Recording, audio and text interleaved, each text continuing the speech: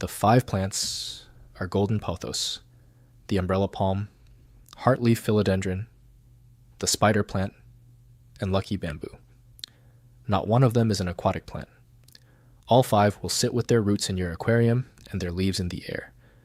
And every one of them will pull more nitrate out of your water than the anubias, the java fern, or the cryptococcine sitting inside the tank, by a margin that is not close. I want to be exact about why, because it is a single physical fact and it is not opinion.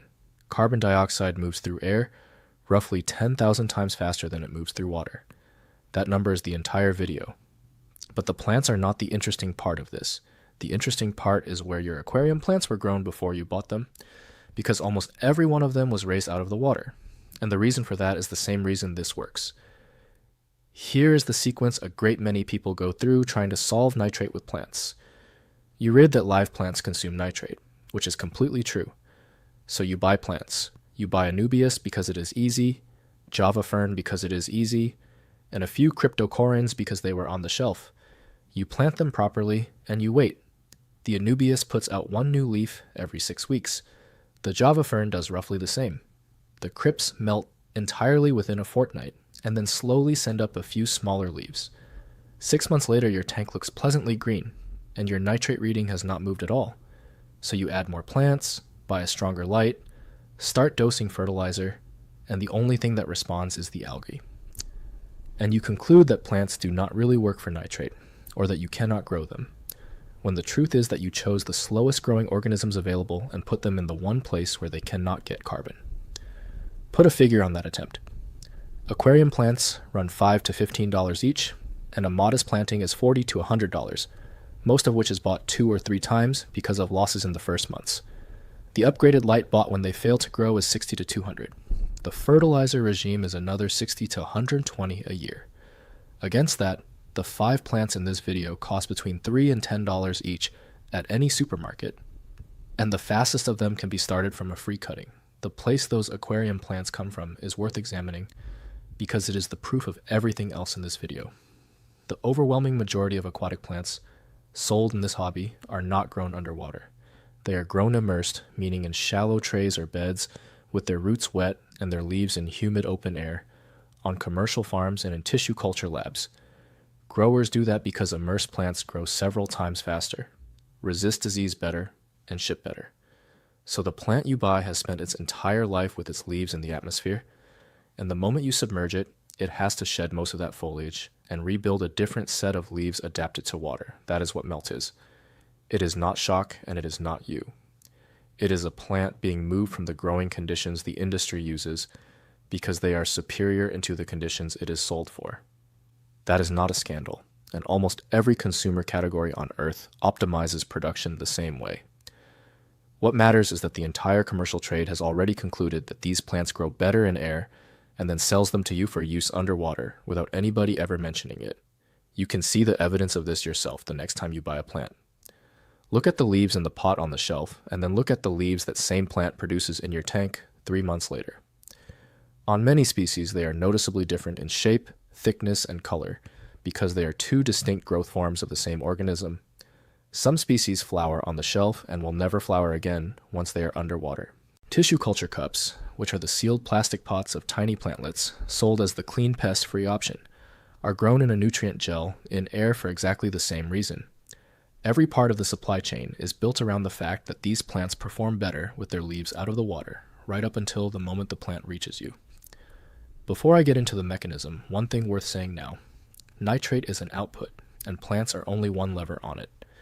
Your stocking, feeding, and water change routine all determine how much nitrate there is to remove in the first place. I have put the complete version together in one place as a full aquarium playbook, covering how every layer supports the others. The link is in the description and in the top pinned comment, and if the code is on your screen right now, you can scan it and go straight there. Now, here is what is actually happening, and it comes down to carbon supply. Every plant builds its tissue out of carbon, which it takes as carbon dioxide, and nitrogen uptake is coupled to that construction. A plant that cannot get carbon cannot build tissue, and a plant that is not building tissue is not consuming nitrogen, no matter how much nitrogen is dissolved around it. So the question of how much nitrate a plant removes is really the question of how easily it can get carbon. In air, the atmosphere sits at over 400 parts per million of carbon dioxide, everywhere, all the time, replenished by wind and by the entire planet.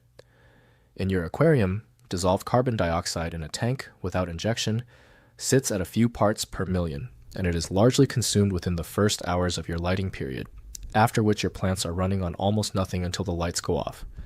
That is a difference of 2 orders of magnitude in concentration before anything else is considered. Then there is the movement problem, which matters even more and which almost nobody explains. Gas diffuses through air roughly 10,000 times faster than it diffuses through water. A submerged leaf also sits inside a boundary layer, which is a thin film of still water clinging to its surface that incoming molecules have to cross before reaching the leaf at all. So a submerged plant is drawing from a supply that is far more dilute and that arrives far more slowly, through a barrier that does not exist in air. A leaf in the atmosphere has none of those constraints. That is why the same species of plant, genetically identical, grows several times faster with its leaves in air than with its leaves underwater, and why commercial growers have used that fact for decades. Now put those two things together, because this is the part that reframes the whole subject. Nitrate uptake is not a property of being an aquatic plant. It is a function of growth rate.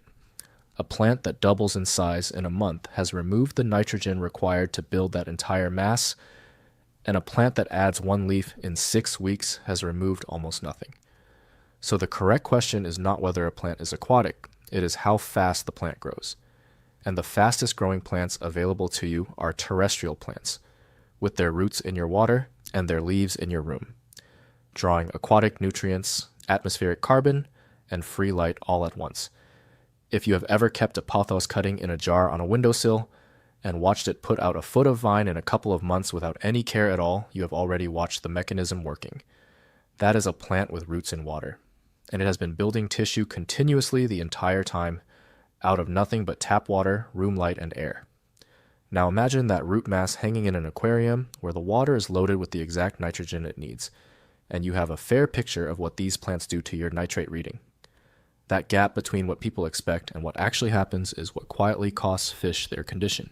A hobbyist relying on slow aquatic plants for nitrate control runs a tank where the reading never falls, so they treat elevated nitrate as normal. And chronic elevated nitrate does not kill anything dramatically.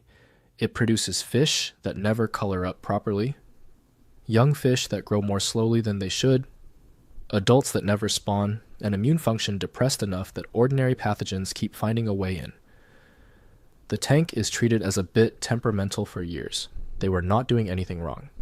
They bought the plants the shop sells for the job, and those plants were being asked to work without carbon. And there is a second cost, hiding inside that first one. Slow-growing plants are also poor competitors, which means they lose the race for nutrients to the one organism in your tank that has no such carbon problem. Algae is largely single-celled, sits directly in the water with an enormous surface area relative to its mass, and responds to surplus immediately. So a tank stocked entirely with slow aquatic plants is not a neutral outcome. It is a tank where nitrogen accumulates and where the fastest thing available to consume it is the growth on your glass. The hobbyist then reads the algae as a separate problem and starts treating it as one. The first plant is golden pothos, scientific name Epipremnum aureum, and it is the benchmark against which the others are measured. It is a climbing vine with thick, waxy leaves. It tolerates genuinely low light, and it roots in plain water within 1 to 2 weeks from a cutting. It belongs at the top of this list for one reason, which is growth rate, and growth rate is uptake. A pothos with an established root mass will run a vine across a wall in a year, and every inch of that vine is nitrogen that came out of your aquarium. It also propagates from a cutting with 2 or 3 leaf nodes on it, which means you can start it free from somebody else's plant and never buy one at all. The practical consequence of that growth rate is that a pothos needs cutting back regularly, and the cutting back is not maintenance, it is the export. Nitrogen only leaves your house when the leaf does, so every trim you take out of the room is the actual removal step. And a plant you never prune is a storage tank rather than a drain. That is the first, and this is the point where the setup starts to matter as much as the species.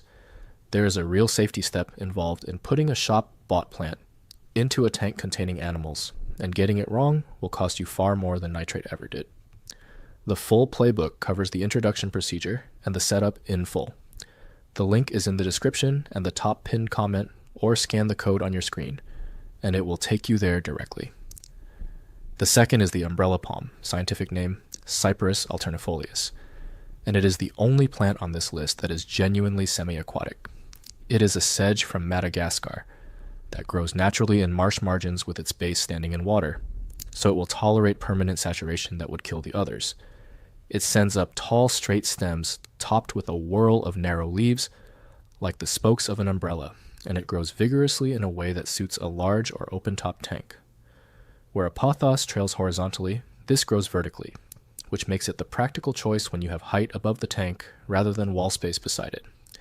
It is also the one plant here that will forgive a rising water level or an accidental full soaking, which matters in a tank with a tight-fitting lid where condensation and top-ups make the water line less predictable than you intended. The third is heartleaf philodendron, scientific name Philodendron heteroecium, and it earns its place by being the best performer in genuinely poor light. Pothos tolerates low light, and this one grows in it, which matters if your tank sits in an interior room or a dim corner.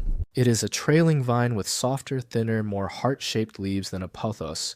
It roots in water just as readily, and it is frequently mislabeled as pothos in shops. For our purposes, either is a good outcome, but if your tank is in a dark corner, this is the one to look for. The fourth is the spider plant. Scientific name Chlorophytum comosum, and it brings two things the others do not. It produces thick, fleshy water, storing roots that build volume quickly, and it throws out runners carrying miniature plantlets, each of which can be snipped and rooted directly to start another unit. It also tells you what it is doing, because a plant taking up plenty of nitrogen pushes out runners steadily, and a plant that has run out of something stops. It wants brighter light than the first three. It is also the only plant on this list that is not toxic to cats and dogs, which decides the matter for some households. The fifth is lucky bamboo, scientific name Dracona sandriana, and it is here because a great many people already own one and are using it incorrectly. It is not a bamboo, and it is not an aquatic plant. It is a dracaena, and it is very commonly sold standing in a vase with the entire stalk underwater, which is how it is displayed and how it slowly dies. Only the roots and the very base belong in water. Set up correctly, with roots submerged and the stalk and foliage in the air, it is a slow, tidy, extremely tolerant nitrogen consumer that suits a small tank where a pothos would take over the room. Now the setup and one step in it genuinely protects your animals. Ornamental houseplants are routinely treated with systemic insecticides in production, and those compounds travel through the whole plant, including the roots. Several of them are lethal to shrimp and snails at very low concentrations. The safest route by a wide margin is to start from a cutting rather than a nursery root ball, rooting it in a glass of water for 2 to 3 weeks, with a few water changes before it goes near your fish. If you buy a potted plant, wash every trace of soil from the roots until the water runs clear and keep it in a bucket on its own for 2 to 3 weeks first. Then mount it so that only the roots are under the water and the crown and foliage stay in the air, either draped over the rim, sat in a mesh basket hooked on the back, or dropped into a hang-on-back filter box where the roots sit in moving water. As a rough starting point, one established plant per 20 gallons of moderately stocked aquarium is a sensible target, and you scale up from there by adding units rather than by waiting for one plant to get larger. I want to be straightforward about the limitations, because accurate information is worth more than a clean sales pitch.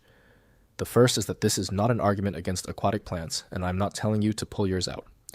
Aquatic plants do things these cannot, including sheltering fry, providing spawning sites, competing with algae inside the water column, and making the tank look like an aquarium rather than a bucket.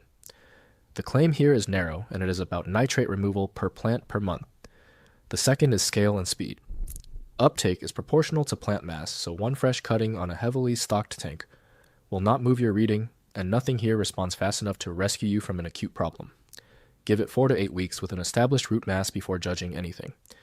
The third is that the roots take up space and will eventually fill a filter box or trail across the tank, so plan to trim the root mass as well as the foliage.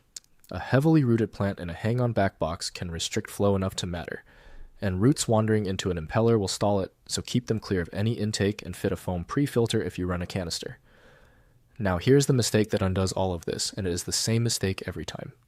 Submerging the leaves. Somebody decides the plant looks better fully underwater, or buys lucky bamboo displayed that way in a vase, or lets the water level creep up until the crown is covered. The moment those leaves go under, every advantage described in this video disappears at once. The plant is now drawing carbon from water at a few parts per million through a boundary layer instead of from air at 400. Its growth rate collapses to something worse than the aquatic plants you already have, and then the submerged tissue rots and adds nitrogen back to the tank rather than removing it. The leaf being in the air is not a detail of the setup. The leaf being in the air is the entire reason this works. None of this is a new idea. Farmers in the Valley of Mexico built chinampas in the shallow lake beds around Tenochtitlan, raised planting beds with their roots reaching permanently into nutrient-rich water, and produced some of the highest crop yields recorded anywhere in the pre-industrial world. The same principle was formalized as hydroponics in the 20th century, and is now how a large share of commercial salad and herb production works, and it is what your local aquatic plant nursery is doing right now, at scale, to the very plants it will sell you for use underwater. The knowledge is not hidden, not disputed, and not obscure. It simply lives in agriculture rather than in the aquarium aisle, and nobody in either aisle has a reason to point at the other. If you want the complete system rather than just the plant list, the full aquarium playbook covers the setup and safe introduction procedures step by step, the pruning schedule that turns plant growth into actual nitrogen export, the stocking and feeding decisions that determine how much nitrate you produce in the first place, and how the whole arrangement fits with your filtration. It is all in one place, in the order you actually need it. The link is in the description and in the top pinned comment, and you can scan the code on your screen to go straight to it. And if this changed how you think about the plants in your tank, give it a like and subscribe, because there is a great deal more where this came from.